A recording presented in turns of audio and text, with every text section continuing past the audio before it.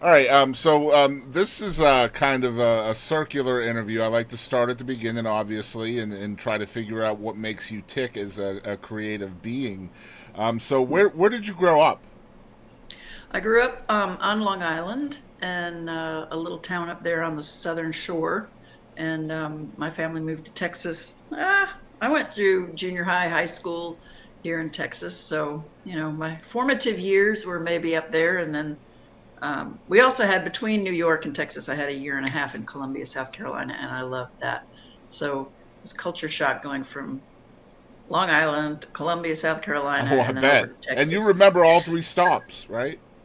I do. I mean, I can still find my house in New York. I was 10 when we left, and I can find my house in Columbia, South Carolina. I know I have like a GPS in my head, I think. Um, but yeah, it was. I consider those early years in New York to be my whole song "Landmarks." If I don't know if you've listened to the Mm-hmm. song "Landmarks," it's the title track of my 2023 record. It's all based on being on the boat out there in the bay with my dad and him letting me steer and pointing things out on land so that I could figure out where I was and help us find our way back. So there's a lot. There's a lot about up there that I remember, the seasons. All of that stuff figures into songs eventually. And usually, as creative beings, we are impressed young, right? So what do you first remember about music? Like going way back, what is the first thing you can Ooh. remember musically? A couple of things. For one thing, my mom made me take piano lessons, and of the five kids in our family, I'm the only one that stuck with them. I mean, I played piano all the way up through college, and I'm really grateful for that. I feel like piano is a great instrument to learn scales and relationships and chords. And I had a teacher in high school who taught me theory, so that was exciting. That was one thing. The other is I remember on a long road trip, the first time I was aware of harmony. And our family we would drive, I don't know where we were driving this particular time, maybe up to see my grandparents upstate. But I remember we were singing something like "This Land Is Your Land" or "Amazing Grace" or something. And then all of a sudden my mom started singing this part that was different, but it went with what we were singing. And that's the first time I remember hearing harmonies. I love So I that think because you can hear harmonies in a lot of your music. They are very Mhm. very present.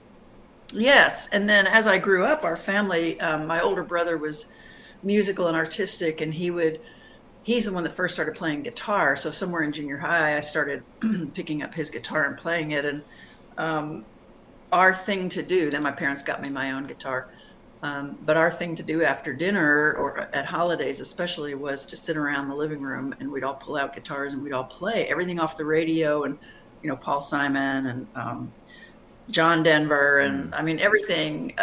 I didn't even know it at the time, but Towns Van Zandt and John Prine songs. And so that's where the harmonies, I really began to develop an ear for harmony and singing and blending and, um, taking the lead and just learning how songs are structured too, is I think what I was getting a course in. And looking back, what lessons do you think you learned from your folks that you still apply today? Um, my parents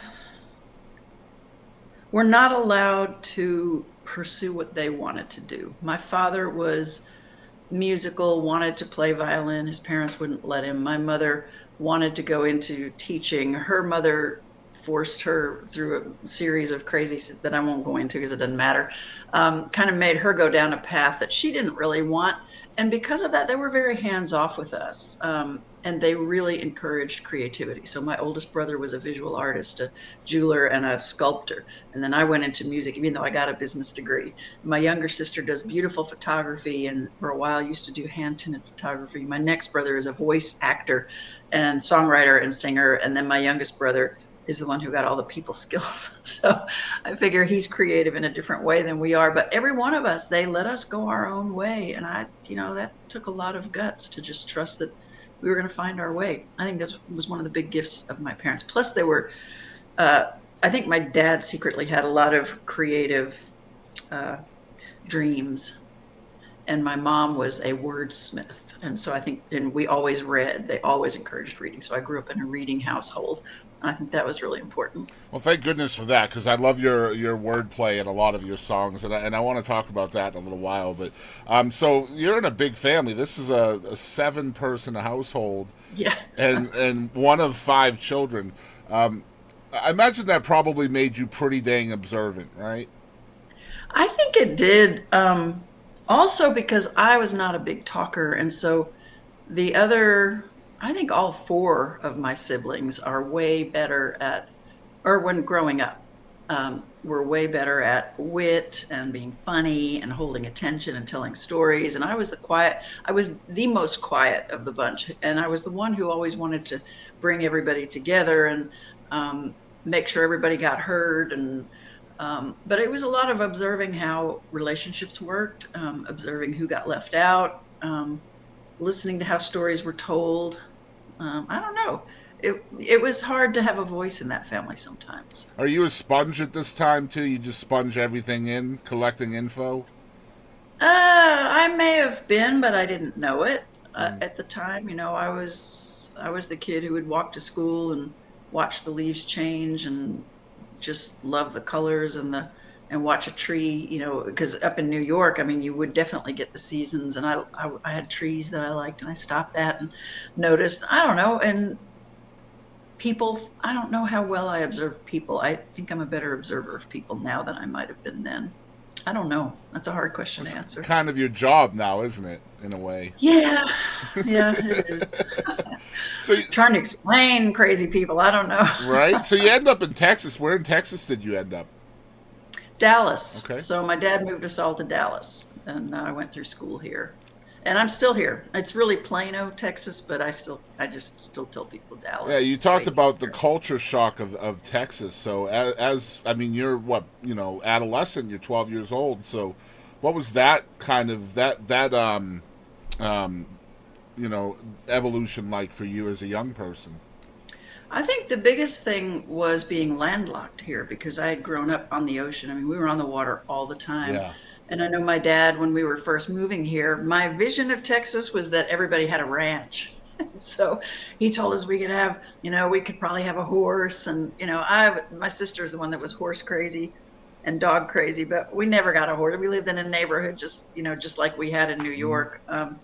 So it was funny. I think really not being near. So this is not a diss on Dallas, but there's not the outdoor stuff to do here that there is up there unless you're a lake person or you like to hunt or fish, or it's Hmm. just not the same. You can't just walk down to the beach and go strolling and make a day of it. So I think that was a hard adjustment for our whole family.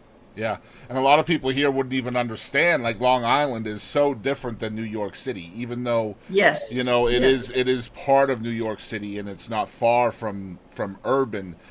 It is Right. very far from urban, if you know what I mean. Yep. Like it's It is. And yeah. going back there as an adult, it's really a beautiful place when you go out east on the island. And our family would sometimes spend a weekend or something out in Sag Harbor. And so I've dragged my husband out there to see it and tried to find a place where we used to visit. And, it's gorgeous out there. Mhm. I didn't know it. I didn't know that that's where the rich people lived out there in the Hamptons. Exactly right.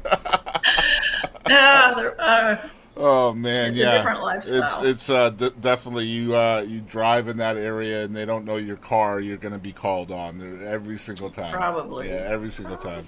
Probably. Speaking Yes. from experience. Yes. Well, are you from Boston? I am originally, yeah, and we'd go Yeah. down to New York a lot, when the parents didn't know where we were. Gosh, we got in so much trouble back then. Because I mean, New York is from Boston, it's like a 2.5 hour drive. That's Hmm. nothing in Texas time. Yeah, So um, that's true. yeah, but like That's up the other up thing there, is that's there like you 4 or 5 states, right? Yeah. yes. I was just going to say that you can cross multiple states up there in the amount of time it takes you to get across Man, Texas. I So that was remember nice. I remember thinking Connecticut was huge because Oh, it took like an hour to get through Connecticut, and now now just to go to a doctor's appointment, it's like an hour. You know what I mean? yes. Yes.